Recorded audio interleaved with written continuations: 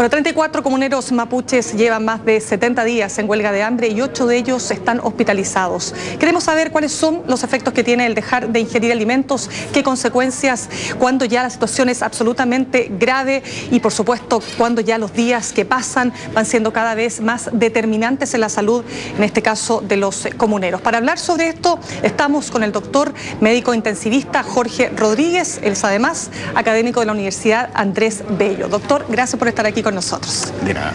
Doctor, esto tiene varias fases y por supuesto si tenemos que empezar desde el día cero, desde el momento en que la persona decide no ingerir más alimentos. Yo creo que usted me explique lo primero que empieza a ocurrir, la primera reacción que va teniendo nuestro cuerpo cuando suprimimos de forma tan violenta la ingesta de alimentos. Ok, mira, en general existen tres fases básicamente. La primera fase, una fase inicial en donde las reservas de glucosa que están básicamente en el hígado y en los músculos se liberan y comienzan a mantener los niveles de glucosa adecuados para mantener la función cerebral, cardiovascular, respiratoria, etc. Eso ocurre y tiene aproximadamente 24 horas, 48 horas de mantención, no mucho más que eso. Paralelamente se va produciendo un uso de otras fuentes de energía del cuerpo. Esas son básicamente el tejido adiposo y la grasa corporal y inicialmente alguna parte de las proteínas. Pero vamos por parte, ¿cuánto dura cada una de estas etapas? Y partamos por lo menos por las 2 primeras semanas o 3 primeras semanas. A ver, la primera fase es bastante corta. La capacidad del ser humano de tolerar periodos de inanición sin ingesta durará 24 o 72 horas máximo, en donde uno es capaz, con las reservas hepáticas y del músculo, de la musculatura, tolerar ese periodo sin alimentación. Ya más allá de 24 horas, en general, comienza la activación importante de liberación de ácidos grasos a partir del tejido graso, paralelamente, y alguna liberación de proteínas, de aminoácidos a través de también el músculo de la persona.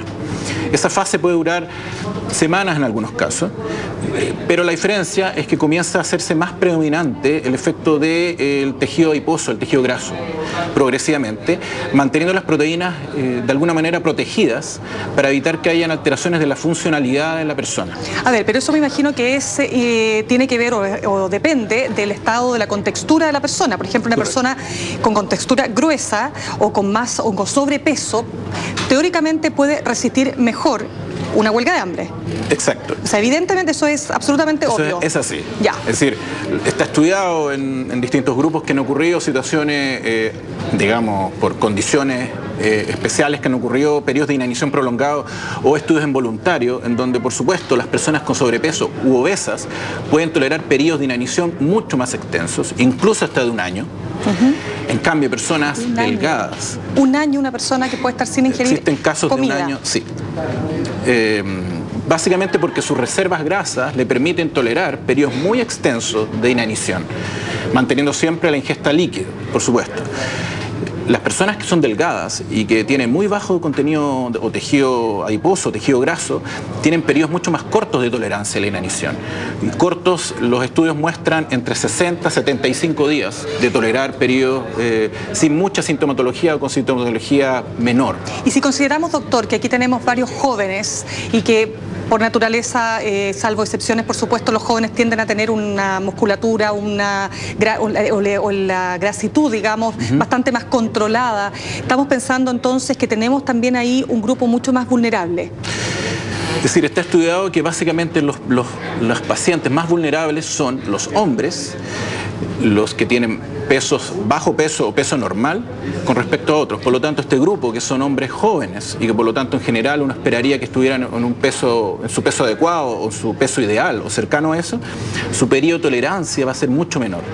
A ver, pero doctor, ¿por qué dice usted los hombres? Porque las mujeres tenemos más posibilidades de reserva de grasa, ¿verdad? Sí, esa es una de las explicaciones. Sin embargo, los estudios han mostrado que las mujeres muestran más tolerancia a los periodos de inanición que los hombres. Eso medido en estudios de grupos de pacientes sometidos a inaniciones prolongadas. Ahora, doctor, lo siguiente, estos huelguistas están sin ingesta de alimento, pero sí están consumiendo líquido, porque yo lo que tengo entendido es que si una persona deja de consumir líquido, el plazo es absolutamente, se acorta a un mínimo o máximo, quiero decir, de 4 días, ¿es así? Sí, Es decir, la ingesta, es decir, la inanición o la ausencia, una huelga seca que se dice, que no hay ingesta de líquido, la capacidad del organismo de poder tolerar eso no más allá de 3-4 días y podría alargarse en algunos casos, no mucho más allá de una semana.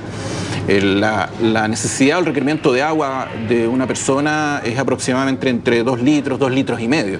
Por lo tanto, rápidamente su ausencia de ingesta de líquido genera alteraciones severas y pone en riesgo su salud muy rápido. Doctor, ¿cuándo se empiezan a ver los síntomas? Porque lo dramático de una huelga de hambre es que para que tenga efectos, ya sea políticos en este caso, tienen que pasar muchos días. O sea, antes de, ¿cuántos serán? 50 días, digamos que no es tema, no es noticia. Correcto. Por lo tanto, ¿qué pasa antes de esos 50 días? Porque para cualquier ser humano pensar en 50 días sin comer es algo tremendamente difícil de poder procesar. Imagino. Le propongo, doctor, que hablemos de esto al regreso de esta pequeña pausa. Perfecto. Ya volvemos.